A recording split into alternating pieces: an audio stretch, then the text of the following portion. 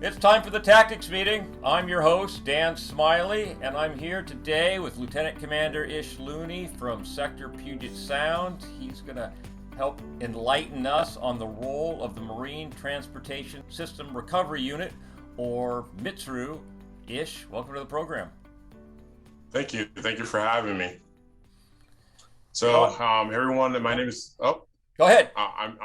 All right. Thank you. I'm Ish Looney. I'm the Chief of Waterways Management for Sector Puget Sound. I manage the maritime transportation infrastructure, as well as have managed all of our our federal aids to navigation, and then in concert with all things MTS. We have the Vessel Traffic Service, and in this specific area, we have the Cooperative Vessel Traffic Service, which is with Canada. So we manage all the vessel traffic between here and all the way up to the border of Canada. So that's really in a nutshell, what I do. I also do a lot of marine event permitting, so anything from fireworks to things that happen with Seafair, Fleet Week type stuff. We have roughly about 800 marine events a year that we typically permit. So, Well, that's great. Yeah, I've sailed all through that area. I even sailed on some of the last couple of voyages of the Coast Guard cutter Fur, doing aids to navigation before she retired. So that's all good stuff. Well, today we want to talk about the Marine Transportation System Recovery Unit. I was at a Marine disaster resilience workshop a couple of weeks ago, and we were talking about how long it would take to open the port back up after a major disaster, after a major earthquake, and the role of the Coast Guard in that process was not well understood. So here's an opportunity to maybe spread a little knowledge. So Ish, what is the Marine Transportation System Recovery Unit? so as we know, the maritime transportation system moves around, billions of metric tons of goods annually, right? It's a integrated subsystem of our national transportation system. So naturally, the ports are susceptible to a myriad of threats: environmental, security, et cetera, right? Our responsibility as a Coast Guard is to protect our ports and prevent an incident from occurring. But if this can't be done, we have to respond to facilitate the recovery of the MTS. So, the MTSRU has a couple of guiding principles when we're talking about how do we reconstitute, the port. We want to facilitate, recovery of the MTS following, any type of significant transportation disruption. Informing the Coast Guard decision makers and other stakeholders at all levels of the status of a potential impact on the MTS, following any type of significant transportation disruption. And we want to define the organizational elements to support an MTS recovery following a significant transportation disruption. So ultimately ensuring that MTS recovery is a critical element of the plan of all, Coast Guard organizational levels. And that's always including our local stakeholders that have, stake in this MTS. Finally, we want to identify communication mechanisms and informational requirements to facilitate that MTS recovery. So that's kind of MTS in a very broad nutshell. So when it comes to ICS, we typically follow up under planning. So how do you get activated? If I have, most of my experience in the ICS is working oil spill response. There's a lot of, Okay. ICS can clearly be used for any event or disaster, but in the event of some kind of a port closure, how does MTSRU get activated? What would be the mechanism for you to stand up? So that's really going to become up to, back to ICS, up to the IC, when that does happen. Right down from the initial UC meeting, typically will be involved in developing the objectives during that objective meeting, and then we'll be at all the major meetings. When we start to look at the planning P. So from the command and general staff meeting briefing, the tactics, the planning, and the operationals briefs. Those are your typical meetings that you'll stand with as MTSRU. And as MTSRU, you're more of a subject matter expert in the MTS. So with those briefings, they may look at you to talk about some of these issues that are going on with the port. When we're talking about, okay, how many vessels do we have in anchorage, in a given location? Well, that's MTSRU. We can facilitate that. What vessels do we have coming in and out? Or, what does the notice of arrival say? MTSRU can provide some of that information.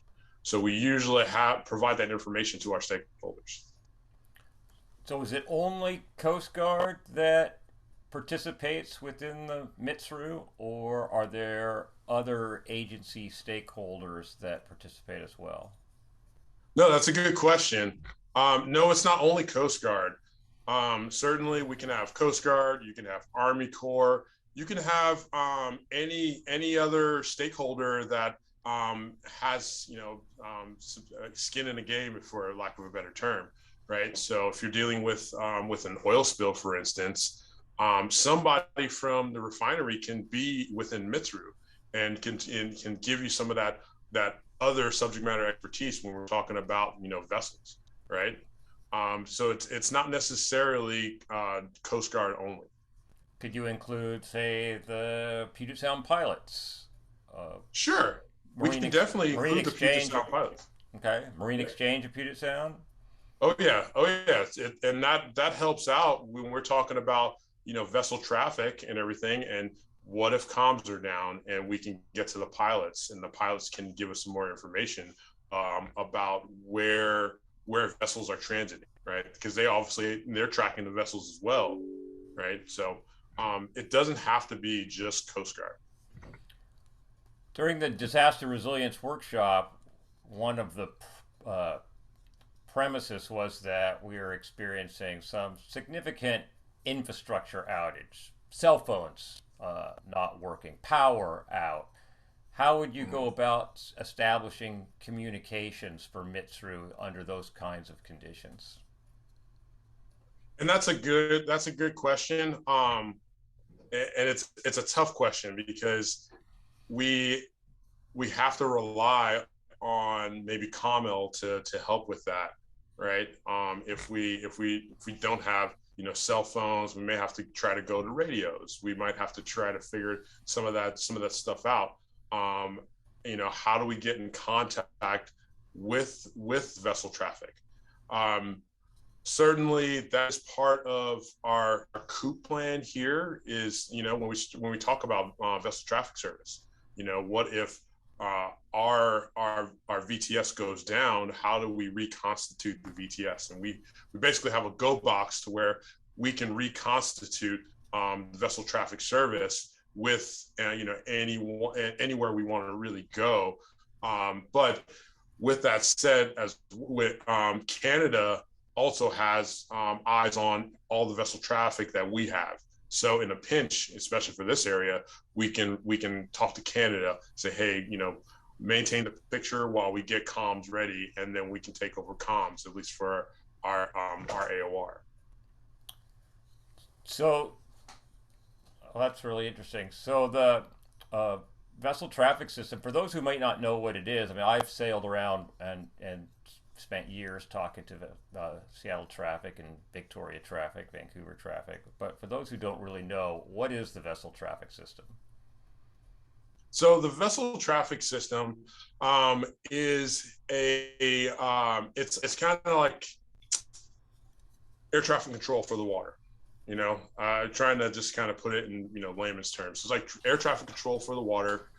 We don't necessarily interject in directing the traffic, but we intervene and when we see things and we forecast collisions that could happen, or any type of issue with vessels. Say, for instance, you have a vessel going northbound in a southbound lane, and we can forecast and see that it's about an hour out. We can do that. We can contact that vessel and let them know. It's like, hey, do you know you're going northbound in a southbound lane? And chances are it's like, oh, I didn't know. And then we can say, okay, steer to this track, get on this line, to get out of the lane, right? And these are all vessels that are on AIS Alpha, right? So that's the vessels we're really looking at, is vessels that are on AIS Alpha. Your smaller vessels, we like your mom and pop, wreck vessels, we may not see until they're actually being displayed on either Alpha, AIS Alpha, or Bravo. So we're not seeing those small little kayak walk just in the water. We're really talking about your commercial ships. Even for MSRC, when I was still there, the largest ship they had, or the smallest ship they had that got AIS Alpha, was their 73-foot coastal skimmers. But we put Class B AIS on every vessel down to the 18-foot skiffs, so that we could use them to maintain that system, to maintain a COP. So can you just turn on and off the display for Alpha and Bravo in your command post? Yeah, you can. We can filter it out. We have the ability to filter out a lot of information, so we can fine tune it. So we can filter out all the AS Bravo to focus on Alpha and focus on the big picture. But certainly, when you're talking about we'll say crab opener that's happening, we may turn on Alpha and Bravo as well, just so we can see what the picture looks like. We can help facilitate the traffic going through the lanes, and then any information that we need to pass along to our command center, we can do that.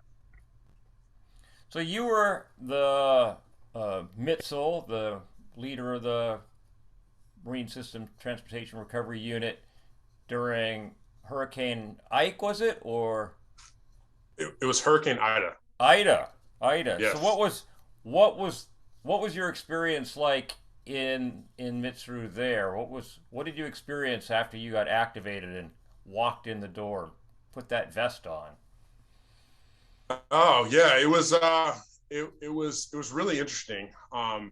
So when I got activated, whenever your MTSRU gets activated, typically the first thing you want to ask is, what does the Maritime Transportation System Recovery Plan say, right? So for this one, I asked for the HOMA MTSRP to just kind of review, because that plan provides the procedures and that facilitates like the safe and timely restoration of the MTS, right? So it has a regional level to it and a national level to it, but you want to review the plan, because that will give you all of your critical information for the area.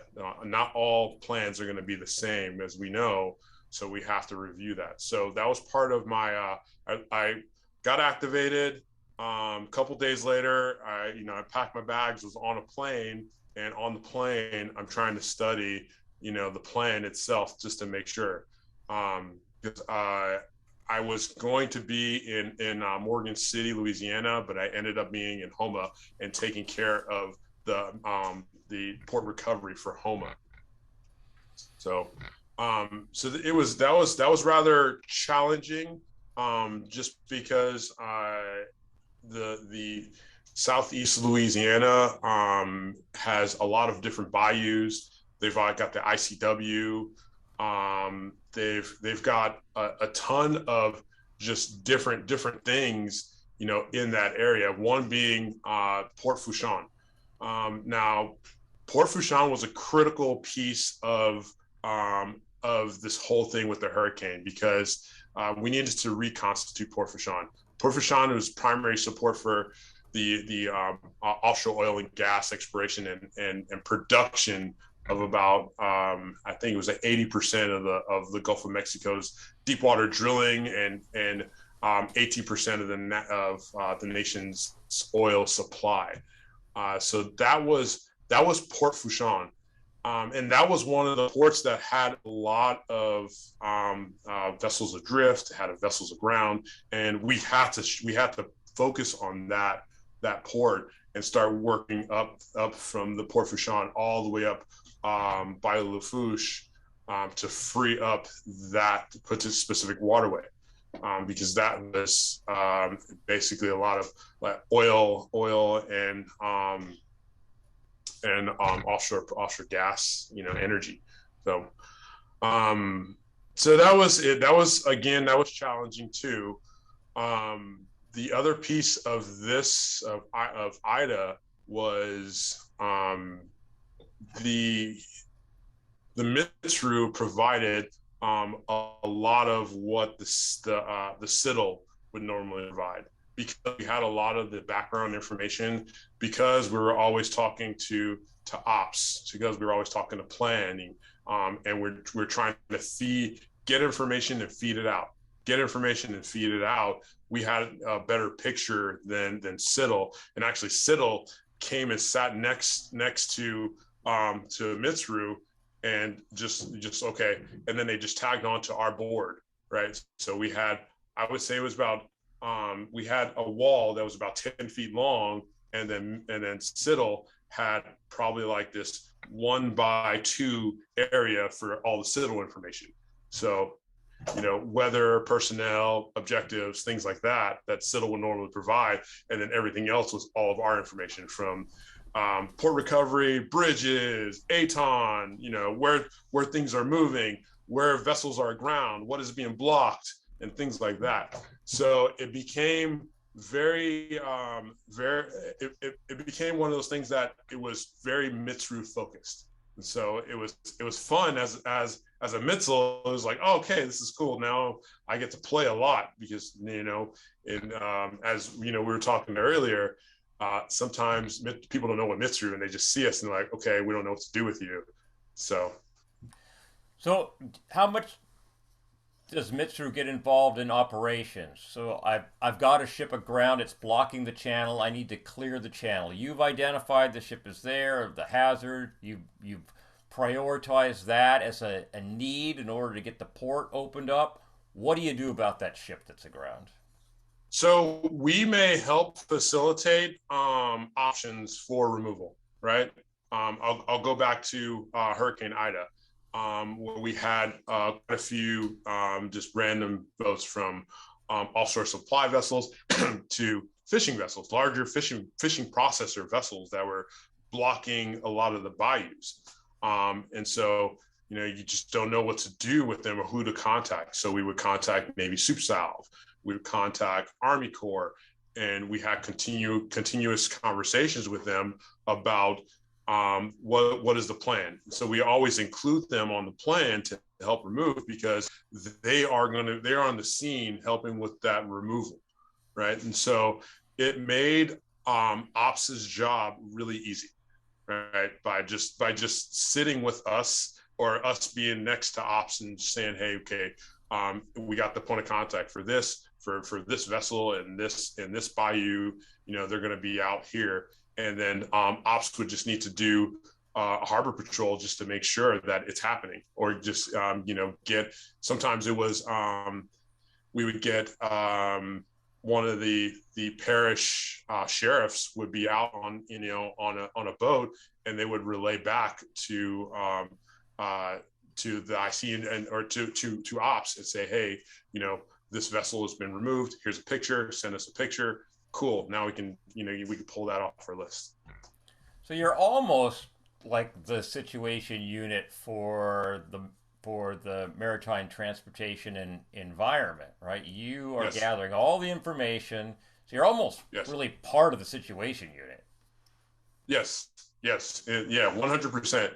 Yeah, going back to what we do, we are the subject matter experts in the maritime transportation recovery, and we help offset the generalized information that CITL would provide. So, like in Hurricane Katrina, we started running boats down there just a day or two afterwards, and all the aids to navigation are gone. There's debris all over the place. Do you guys help facilitate putting in temporary aids to navigation or any kind of processes like that? We don't physically put them in, but that is part of MTSRU as well. We're starting to talk about all of the federal aids, right? We can contact the aids to navigation, the teams, around or within the area that is, we need to go to, and to have that discussion. Talk to, for that case, we would talk to District 8 and talk to the waterways department about, who is primary for the aid, and how do we bring it back on, on station and shining brightly, right? So that's, and that's an easy conversation. And that's all, that information is all covered within the MTSRU plan, right? So that's why we want to see the plan, because when that question does come up, it's like, oh, we have a point of contact that we can at least start the conversation. So, because and that happens about every hurricane. You're going to get buoys that shift over different places, right? And you need to take the primary ones and then put them back on station, and then the private aids to navigation, you can kind of wait on those, but you need to put your federal aids back in place. Okay, so is that situation gathering? Would you say, and dissemination? Would you say that's the primary role of the MTSRU? Yeah, 100%. Yeah, we want to give the IC an adequate picture of what's going on, right? And we want to make sure they're aware of the big picture, what's going on with the port, and how we're helping with that port recovery. So how can we do a better job of exercising MTSRU when we do drills and exercises, particularly here in the Pacific Northwest? I'm going to do a drill next Wednesday. We've got a worst case drill in Tacoma on Thursday. All big oil spills. MTSRU isn't playing for either one of them. So yeah, what are we doing wrong, and what should we be doing? So you can, if we were to play, with that exercise, you want to start to just practice how you play, right? So in the initial, standing up, and we're talking about the objectives, ask MTSRU, ask the MTSL that's there, and say, okay, are there things from a maritime transportation recovery concern that we need to be aware of, right?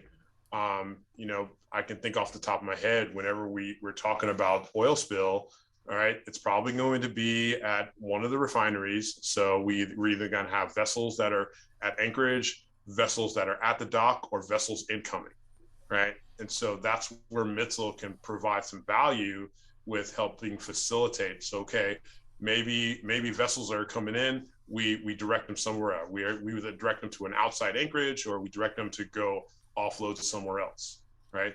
The vessel that's in port, we still monitor them, keep them in port, but we mentioned it's like, okay, let us know when there's an ability to start to have a decontamination area, right? Because then we can start having that conversation about, okay, this vessel needs to go, they need to get out of the way to facilitate the cleanup, but we need a decontamination area to do that, right?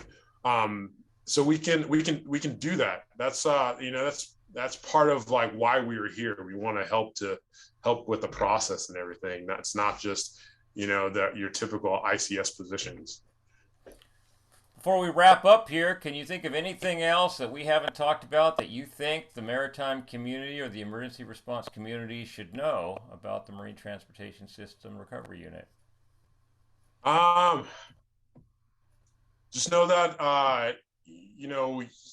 it doesn't take much to stand up a MTSRU, or it can be anything from a bridge is down. We may stand up a MTSRU Especially if it impacts the waterway, right? It may happen in a heartbeat. We may provide the information up to whoever is the IC, or maybe even just the captain of the port, and then within hours, we're back to it. The other piece of that too, and this is from a Coast Guard perspective, we have the ability to talk to the captain of the port to help with establishing things like safety zones, around different areas. So if we need to really, fine tune this area, whatever the incident is happening, we can talk to the captain of the port and helping draft a safety zone, so we actually have something that's more of a secure location to do our work and what we need to do. So that's great. So a lot of tools. Well, that's great. Well, Lieutenant Commander Looney, thanks so much for taking the time to talk to us today.